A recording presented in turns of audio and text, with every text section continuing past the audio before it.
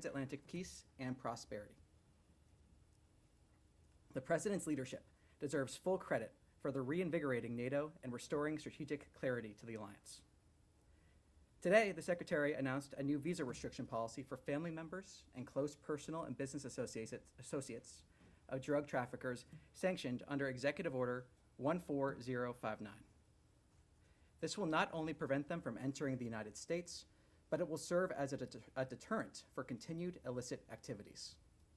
We will continue to use all necessary tools to deter and dismantle the flow of fentanyl and other deadly drugs from entering our country.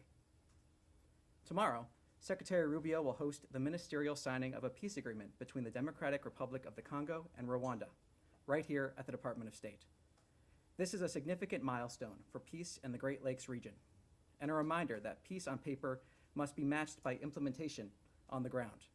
As the Secretary has made clear, implementation enables the economic investment and regional stability we all seek.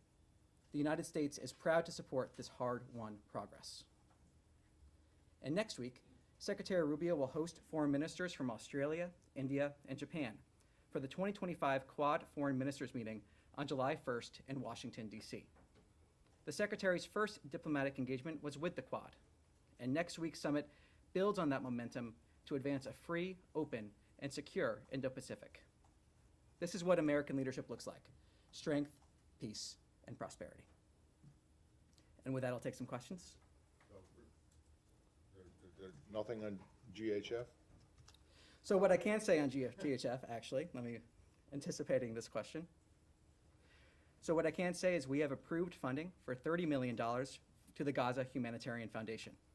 And we call on other countries to also support the GHF, the Gaza Humanitarian Foundation, and its critical work. A track record of distributing over 46 million meals distributed to date, all while preventing Hamas looting, is absolutely incredible and should be commended and supported. From day one, we said we are open to creative solutions that securely provide aid to those in Gaza and protects Israel. This support is simply the latest iteration of President Trump's and Secretary Rubio's pursuit of peace in the region. This is a technical question. Do you happen to know what account that money is coming from? At this point, I do not. I'll take it back and see if we can get you an answer. And then for something completely different, and I'll stop after this, just are you aware of any RIFs being issued today? At this time, I have nothing to announce on that front. I'm not aware of anything to that effect. Thank you. Yes. Hi, Tom. I'll keep with the reorganization. So I'm just wondering, so you guys have the July 1st deadline for state reorg, right? There's an injunction by a federal judge that effectively blocks the department from implementing agency-wide layoffs. And there's SCOTUS potentially weighing on this. So can you tell us, if we don't hear from SCOTUS by July 1st, which is Tuesday, is the State Department still going to go ahead with reduction in force? Well, I'm not going to speculate and tell the future on hypotheticals, but I can tell you we have no plans here at the department to violate a court order. Right, so you're saying that if SCOTUS between now and July the 1st does not weigh in on this, then the July 1st deadline will inevitably be postponed? Well, my first answer stands, and I'm not going to speculate further on that. We have no plans here at the department to violate a court order. One more on this. We understand the Foreign Affairs Manual recently has been tweaked to prepare for the foundation of the RIF procedures. This administration has eliminated DEI, and it said it's bringing back merit-based. However, we understand that some of the RIFs will depend on where a foreign service officer, for example, is working at the moment. And there are critics who are saying that that type of criteria basically ignores the years of knowledge, experience, language skills these officers have accumulated. So can you help us understand how this is going to be completely merit-based? Well, look, what I can say is from the beginning, as the Secretary has said, this reorganization is about making sure we're able to meet the challenges of the 21st century, being able to move at the speed of relevance, as the Secretary says. It's about empowering people instead of a bureaucracy. And I think it's also important to note the process of this from the beginning, a full transparency in this process, communicating with the American people, with Congress, from the very beginning on this. So the point of this reorganization is, again, to move at that speed of relevancy. again, I'll stress I don't want to speculate moving forward exactly on what may happen, but I think it's important to remember the track record of how we got here and the ultimate point of this and what the American people, I think, would expect when it comes to meeting those challenges that we face today. Could I ask a follow-up, though? Yeah. If the point is to move at the speed of relevancy, would experience, language, and previous posts, wouldn't that play into consideration? Well, ultimately, what we're seeing here is wanting to make sure the State Department is able to meet those challenges. That's been this whole process that's been communicated from the beginning to make sure we're effectively meeting those Would you challenges. take those into consideration? Well, I think what we're, Language proficiency, for instance? well, again, I don't want to speculate on certain individuals or get too specific on hypotheticals. But what I can say, as the Secretary has said, is this reorganization is about making sure we're empowering people, not bureaucracy, that we're able to meet those challenges in an effective way. He has spoken to that routinely. He has spoken to that publicly. That's the point here, and I think the American people expect to see that. If I may, I also wanted to follow up on something that Matt raised on the GHF. There's been a lot of criticism, almost universal criticism, from the Arab world, from the UN and others, about the distribution process, 4 limited sites in southern Gaza, no access in northern Gaza, the deployment of IDF troops, monitoring access in violation of certain international norms and the Geneva Conventions. Can you tell us, as the U.S. is about to begin funding, whether they are expanding the sites to more sites so that they can equal what the World Food Program and others had done previously? Well, look, what I can say is, again, that 46 million meals distributed to date. That's something that should be applauded. We've talked about here in the past different distribution sites that have been opened, but I think this is an example of seeing that aid that has been distributed. And President Trump's commitment, Secretary Rubio implementing that vision here to get aid to the people of Gaza. So we're seeing those 46 million meals, and then we're seeing from there the fact that we're seeing this $30 million approved. If I may, if you do the math, there are 2 million people in Gaza. If you figure that families have multiple children and that this process has been going on now for nearly a month, 46 million meals don't amount to feeding the population of Gaza. Well, it's 46 million meals that have been distributed. That is a positive thing. And we call on other countries to support the Gaza Humanitarian Foundation and its work as we have this $30 million that are approved. We're seeing the Gaza Humanitarian Foundation, in line with President Trump's call to deliver aid in a way where it can't be looted by Hamas. We're seeing those creative solutions. We're seeing the fact that we have 46 million meals distributed. That is good news that we have those meals being distributed, and we call on other countries to join in supporting the GHF's work. Can I follow up on that, please, Tommy? Okay. Every time there's been a distribution in some of those centers, there's been chaotic scenes, and according to the Palestinian sources, shots and people actually dying, heading towards these centers. Now, the Israeli army is saying it's investigating and all that, but it seems to be a pattern from the beginning. So do you have no issue with that whatsoever? What's your take on that? Well, there are two factors here. First, we refer you to the IDF on their investigations. Second, I would remind you that many of these reports, some of these reports, are based in Hamas propaganda. So we have two factors here when it comes to some of these reports. Ultimately, we want to see aid reach the people of Gaza. The Gaza Humanitarian Foundation has delivered 46 million meals. We've seen that. We want to see that food being delivered. We see the $30 million approved. So that's what the story is here, moving to implement, get those creative solutions in there to make sure that the aid being distributed is not being looted by Hamas. And just to follow up on that, you said $30 million. Has that money actually been given to the foundation already? It's been approved. That's as far as I can go on that front. Yes. Yeah, just to follow on what everyone is asking about, you say you want to see aid get into Gaza. Are you pushing the Israeli government to allow other groups into Gaza to distribute aid? Today, GHF was the only one allowed into the Strip. What we're pushing for is for other countries to join us in supporting the Gaza Humanitarian Foundation's work. That's what we're pushing Other groups for. who had been established and had methods that were able to distribute more widely before the restrictions of the Israeli government. So are you asking them to also lift these restrictions? What we're pushing for is for other countries to support the Gaza Humanitarian Foundation's work. The Gaza Humanitarian Foundation being able to deliver that aid without it being looted by Hamas. And again, that's about that creative solution that President Trump has said from the beginning. So we call on other countries to support the GHF in this. Yes. Thank you, Tom. Just to follow up, I mean, I'm sure that 46 million meals are very good, and the Palestinians appreciate that. But that, as Andrea said, that translates to about 20 meals per person over, a period of a month, because it's been a month since they started this thing. So there are only like 4 centers. So are there any plans to expand these centers to make more openings, more entry points and so on for aid and all these things? Because Gaza used to receive, 1,000, maybe a couple thousand trucks of food a day. So the situation is very dire. So I don't have anything to preview in terms of future plans here. I'm not going to get into that here. I can say what we've seen in the past is distribution sites opening. We've seen a ramp up of the meals being delivered.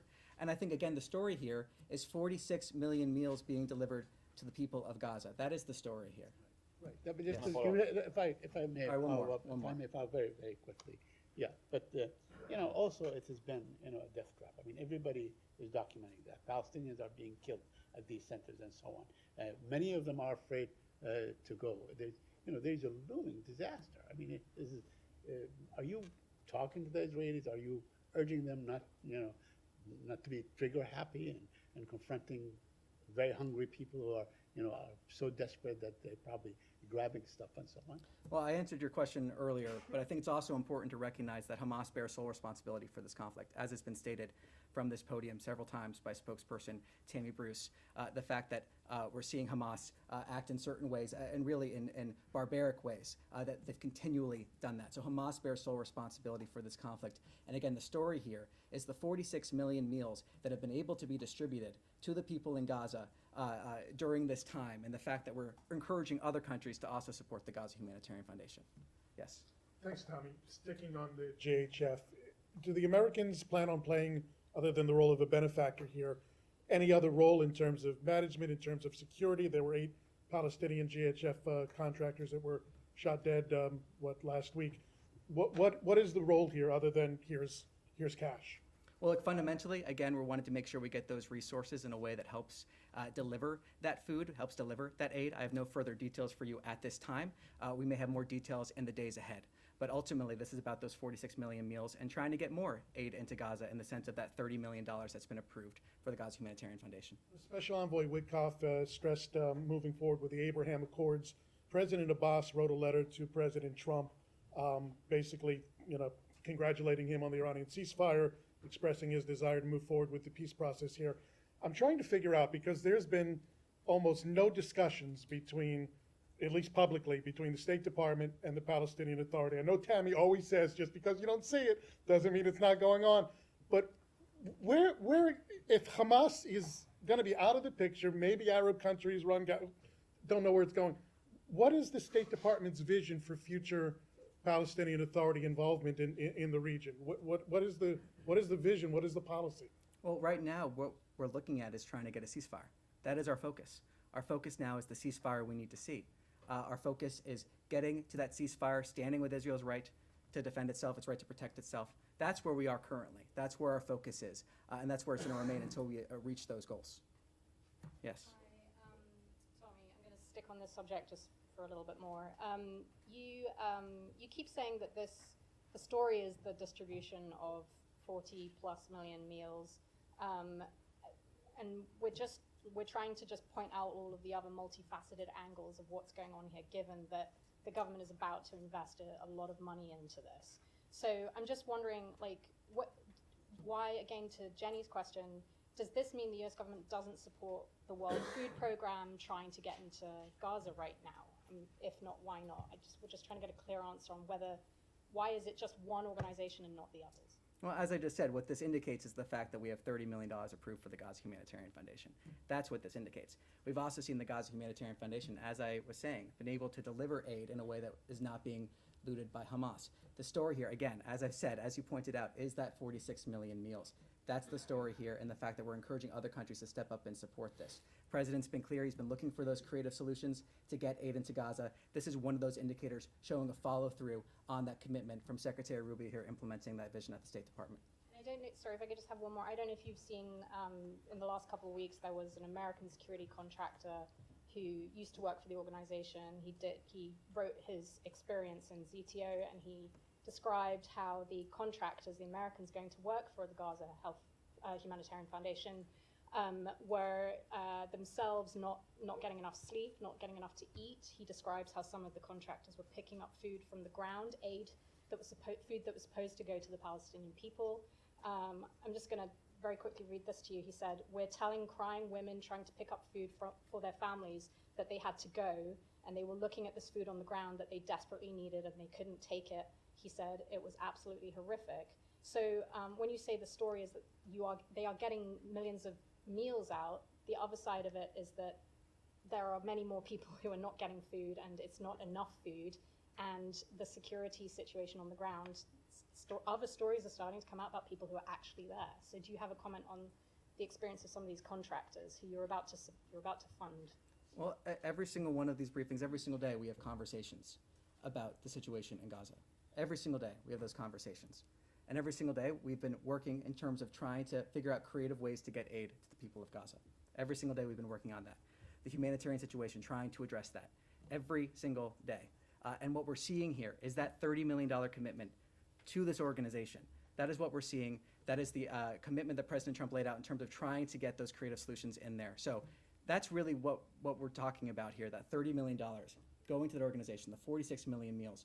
But of course, we're aware of what's happening in Gaza. That's part of why the president had this commitment to get aid in there, but also to get to that ceasefire, get to that peace, talking about long-term prosperity for everyone in the region. The fact that the people of Gaza have suffered tremendously under the hands of Hamas. The president has spoken about this continually, so has Secretary Rubio. So that's part of what we're seeing here, that $30 million to this foundation. And we encourage, as I said, other countries to also join in supporting this effort. Yes? Thank you, Tommy. On Iran, there's been some perhaps mixed messaging on the diplomatic outlook. The president has said he doesn't think a deal is necessary, but Special Envoy Witkoff said yesterday that he's hoping for a comprehensive peace agreement.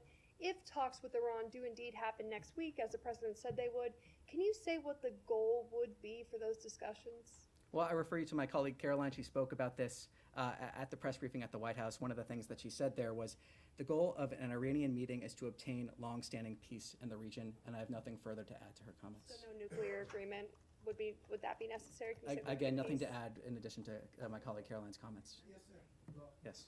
Yeah. No, right here. Yep. You. Thank you. Thanks, Todd. You mentioned Israeli army investigations into some of the food distribution incidents at these GHF sites. On June 2nd, Ambassador Huckabee attacked the press for reporting on some of the scenes of chaos and bloodshed, and he said that all the meals back then initially had been distributed smoothly and with, quote, without incident.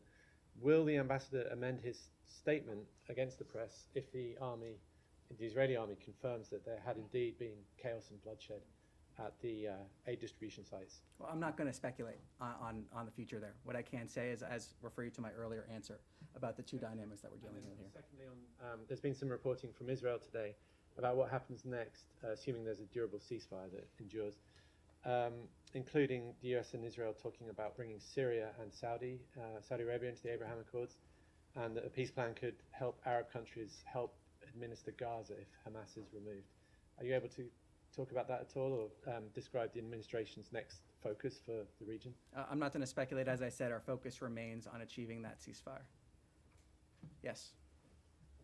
Today in Riyadh, there was a meeting between Saudi Foreign Prince Faisal bin Farhan and U.S. Special Envoy Tom Barak. Can you give us more details or read out about the meeting? Nothing to preview here. I'll take back your question and see if there's anything we're able to share. I have a follow-up about the GHF. You said that there are investigations. Or are you aware that there are investigations from the Israelis? Because you said that they are looting by Hamas, but we are seeing kids dying. So why they are using force when there are kids like just trying to get food that they are in dire need for? As I said, the humanitarian situation in Gaza is part of why we have seen the president call for creative solutions to get aid into Gaza. It's important to remember, though, that, as I said again, Hamas bears sole responsibility for this conflict. That is fundamental, and what we're seeing here is the president saying we need creative solutions to get aid into Gaza, and we're seeing $30 million approved to the Gaza Humanitarian Foundation in order to support those efforts. There's force used next to kids who are in dire need of food? Why are the IDF using force and like bullets next to kids who are trying just to get some flour? Well, as I, again, refer you to my earlier answer of the two dynamics here. The fact that there are some examples, and the IDF has said publicly that they are investigating, I refer you to them on their investigation, but also that there are examples, of Hamas propaganda. So there are two different dynamics here. I refer you to them on their question. Yes? Thank you. Yeah. Thank you, Tammy. Two questions. The Russian Defense Secretary Andrei Belousov announced that thousands of North Korean engineer corps would be sent to help rebuild Kursk.